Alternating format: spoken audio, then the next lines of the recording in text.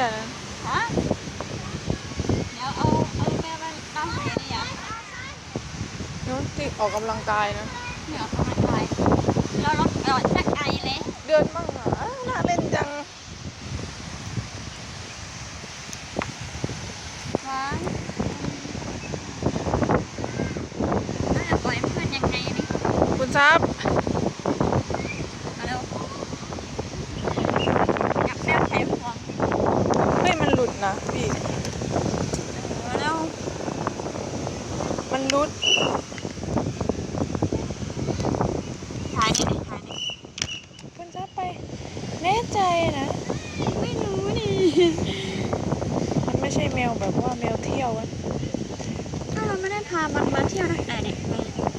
ถ้ามันมาพบอะไรดีๆบ้างอุ้มเดินอุ้มเลยเดินที่แอบตะกร้าได้ก่อนไปในรถไปเอามาใส่ในรถที่เดิมก่อน แล้วก็เดินไปตรงนู้นนะเดี๋ยวน้องไปยืดหลังตรงนู้น อ้ายมาเขียว อย่าให้โดนลูกของเราไปนี่คือลูกมันควนตัวเองไงอ่ะ ฮะ ต้องเอาตะกร้าไปด้วยแล้วมันรุด กันลูก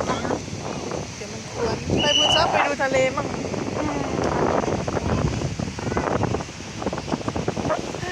ถ่ายลูก ได้ค่ะตรงนี้มันควนไหม ถ่ายยัง ได้แล้ว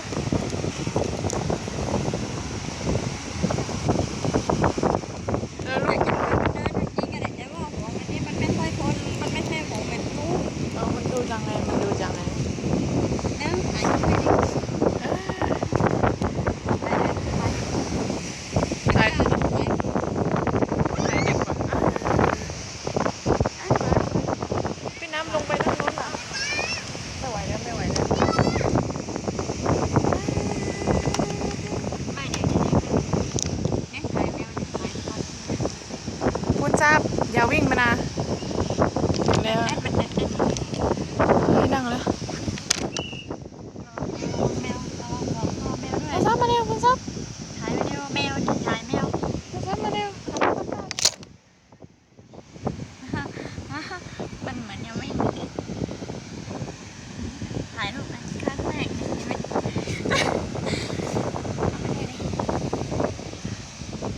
ครั้งแรกในชีวิตนะคุณครับหวานระวังแมวด้วยหวานระวังแมว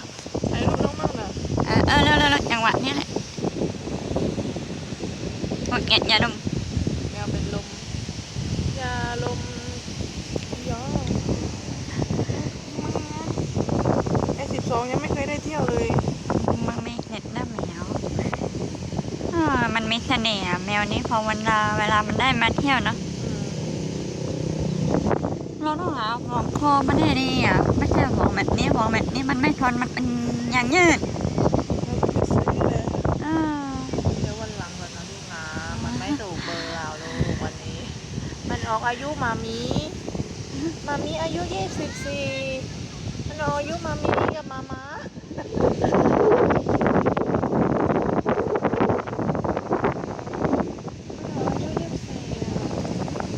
สวยจังจะเป็นลมแล้ว แมวเป็นลมเอายาทุกยัดใส่หมกแมวถ้ามันแบบเนี้ยทุกวันมันจะเช็นมันเองไงนะ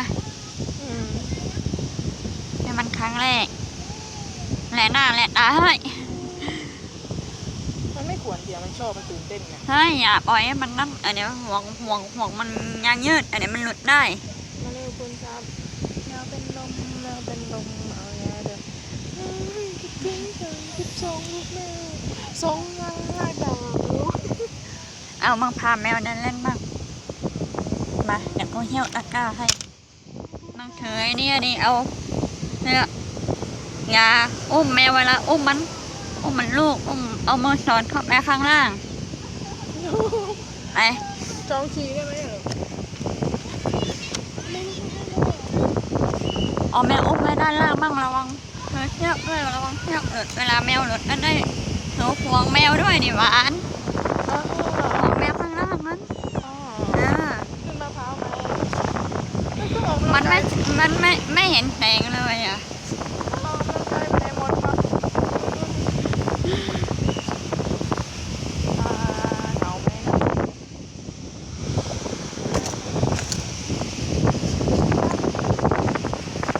ครับชอบไหมลูก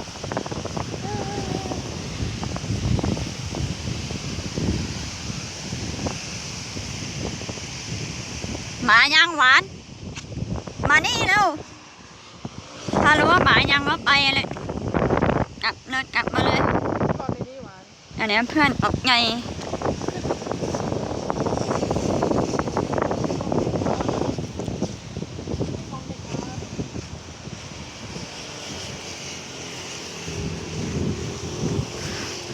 ทำอะไรอ่ะระวังแมวหลุด เราก็เล่นได้อะ ระวังแมวหลุดเธอห่วงแมวด้วย พี่น้าปีนแบบเดี๋ยวต้องถ่ายให้ ฮะ น้าก็หนูมันเด็กอยู่นะ เอาอะไรนะ ปีนในนี้ อ่ามาแมวพาไปไม่ปีนเป็นไปได้ หมายถึงพี่อะในปีน ปีนไปแล้วถ่ายรูป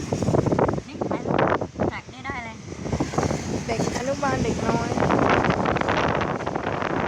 ถ่ายรูปดิ ตามเซ็ง